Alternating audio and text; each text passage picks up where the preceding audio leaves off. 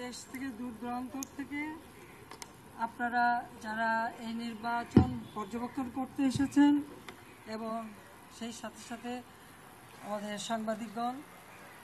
যারা এসেছেন সবাইকে আমি আমার আন্তরিক ধন্যবাদ জানাই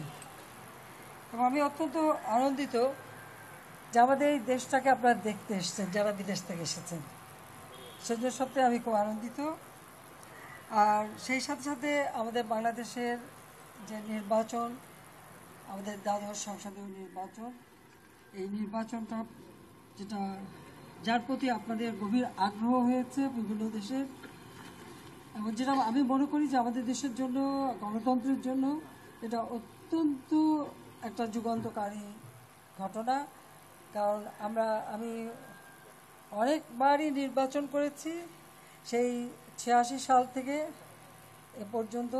এটা আমার বোধহয় 8 বার আমার নির্বাচন করা হয়ে গেছে